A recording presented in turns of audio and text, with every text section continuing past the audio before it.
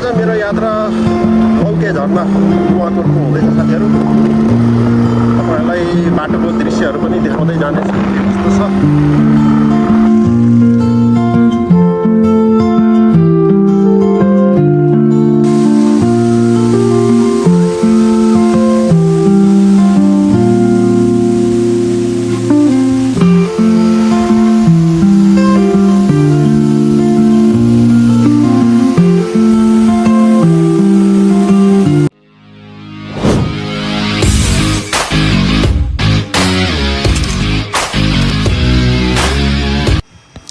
Hello guys, नमस्ते। म राज गुरुङ। मेरो नयाँ युट्युब भिडियोमा हजुरहरूलाई स्वागत छ। आज चाहिँ म घुम्नको लागि नुवाकोटमा रहेको लौके झरना हेर्न जाँदैछु। हजुरहरूलाई सबै भिडियोमा देखाउँदै जाने नै छु। यहाँ काठमाडौँबाट यो लौके झरना जानको लागि दुईवटा बाटो छ। एउटा चाहिँ यता बुढा नीलकण्ठ टोखा हुँदै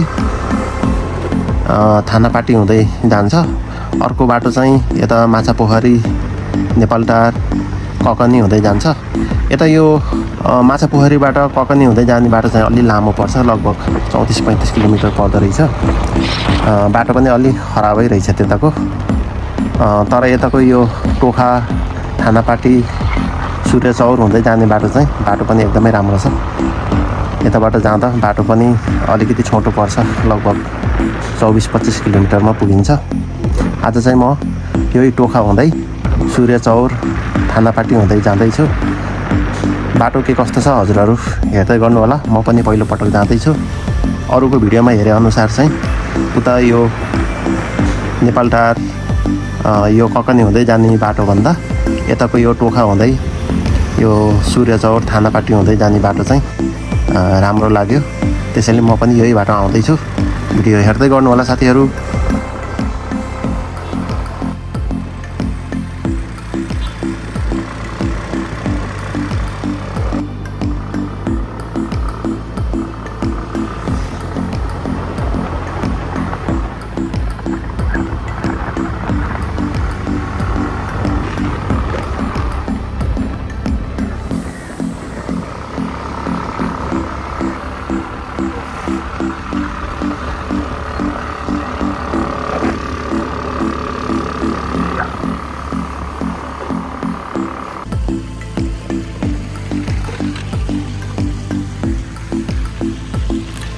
साथीहरू आजको मौसम चाहिँ एकदमै राम्रो छ। घाम पनि खासै लागेको छैन। एकदम शीतल मौसम छ साथीहरू। यहाँबाट यस्तो राम्रो दृश्य देखिएछ काठमाडौँको तर्फ। अहिले चाहिँ म टोखाभन्दा अलि माथि शिवपुरीको उकालोतिर छु। यताबाट काठमाडौँको भ्यू चाहिँ यस्तो दामी देखिएको छ साथीहरू, हेर्दै गर्नु होला।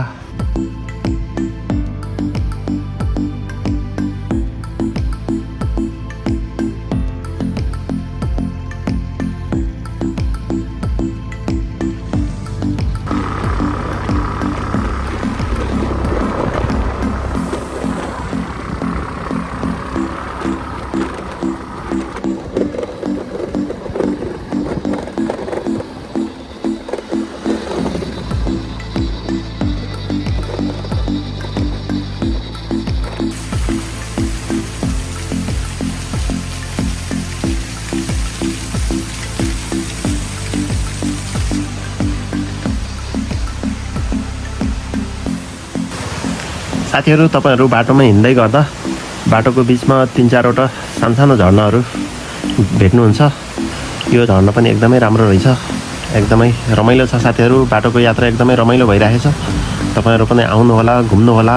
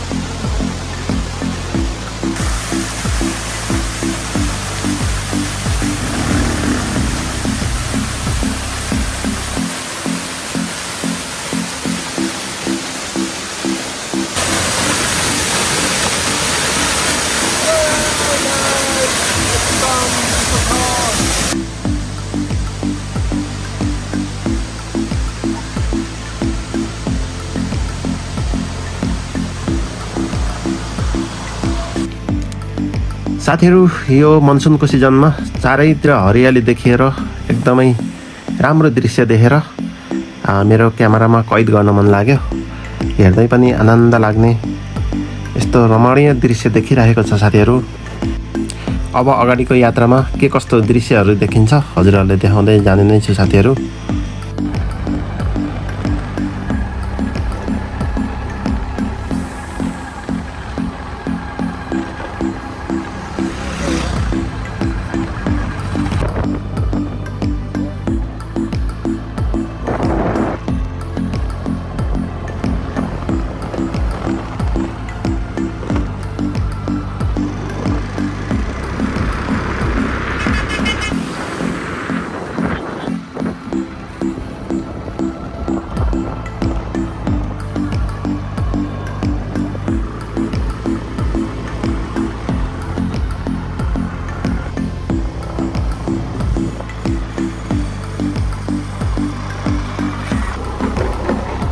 साथीहरू यहाँ चाहिँ ढलान बाटो छ। यहाँबाट अझै 3 किलोमिटर अगाडि छ लौकी झर्ना। पुरा ढलान बाटो स्टार्ट भयो। अब यहाँबाट 3 किलोमिटर देखाएको छ।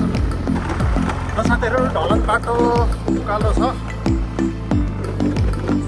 अब 2 किलोमिटर बाँकी छ लौकी झर्ना पुग्नको लागि।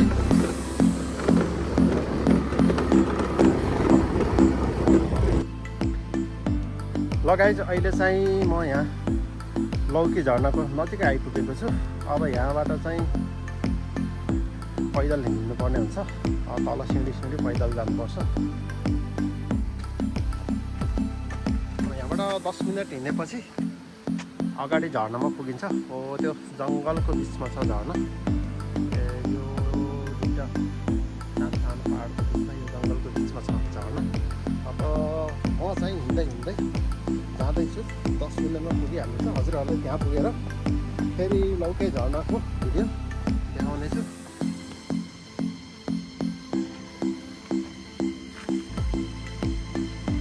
हेर्दै गर्नु होला।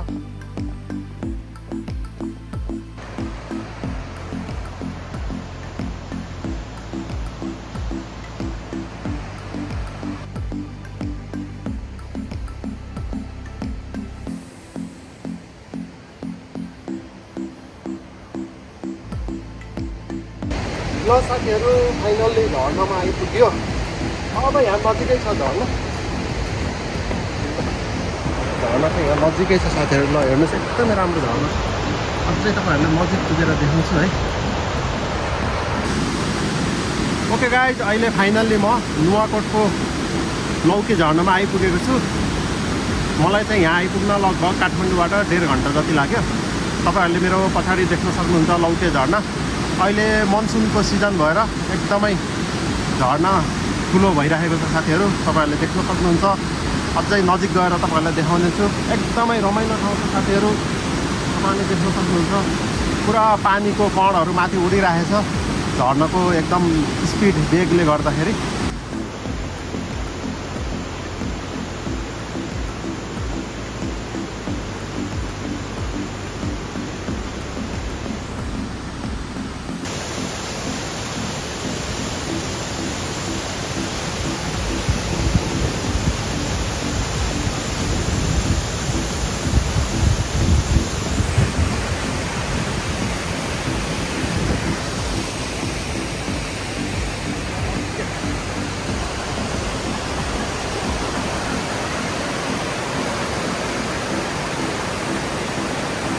ल साथीहरू यहाँ दुईवटा छ झर्ना।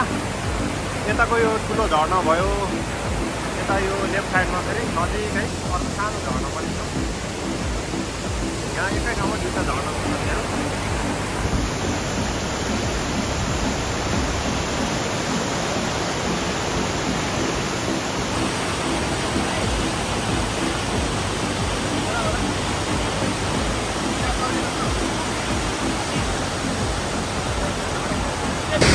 ल साथीहरू म चाहिँ अहिले एकदमै झर्नाको तल आइपुगेको छु।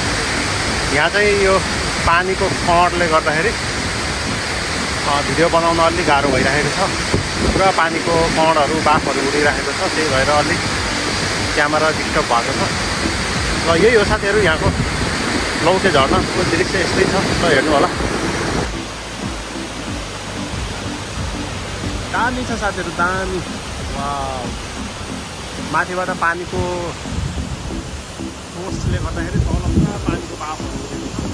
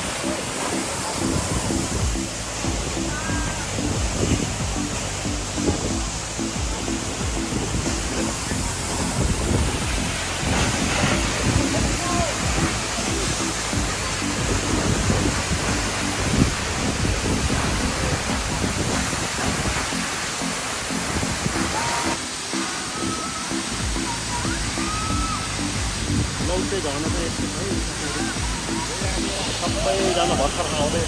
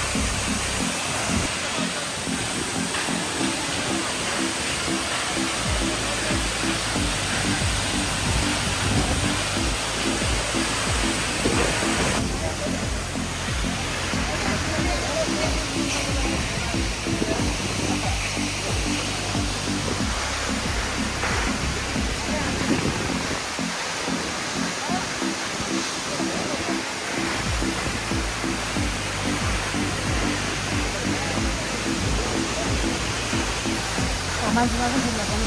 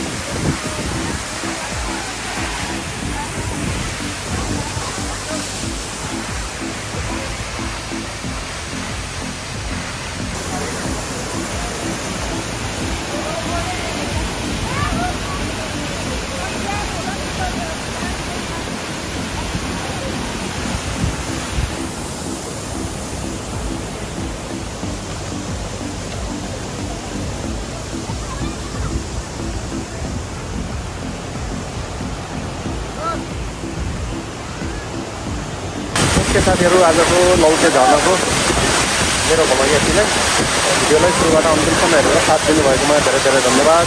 Thank you so much for watching. See you in next vlog. Bye bye guys.